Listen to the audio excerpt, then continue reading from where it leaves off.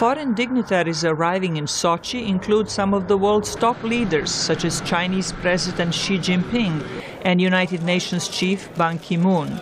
They are sure to enjoy red carpet treatment in the Russian resort, but others are not. VOA reporter Park Brewer says journalists have encountered a host of problems, the most serious being a lack of internet connectivity.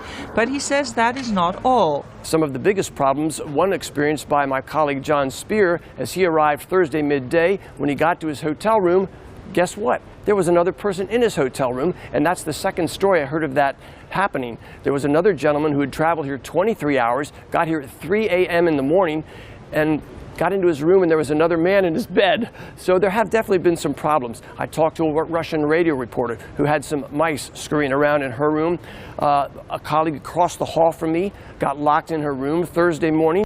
Twin toilets lacking privacy partitions have been the object of jokes in the Western media for weeks.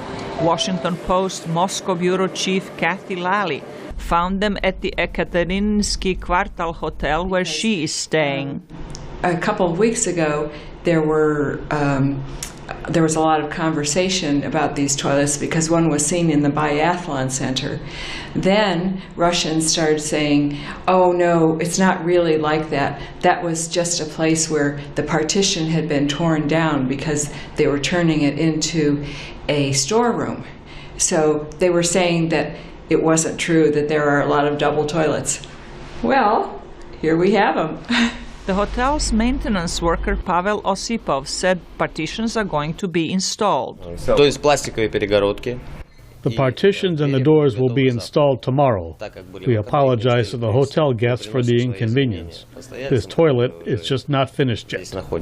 But problems experienced by some foreign workers who helped build the Olympic facilities will be harder to solve. More than 120 workers from Serbia and Bosnia were deported from Russia earlier this month. Some of them say they were not paid or they received much less than the agreed amount. I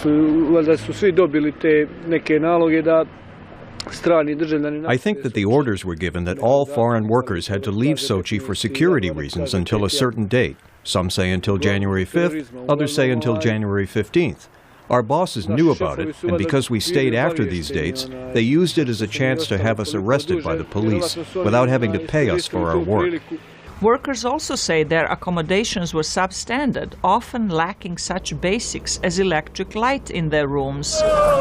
Moscow has spent a reported $45 billion to host the world's most expensive Winter Olympics in history. Zlatica Hoke, VOA News, Washington.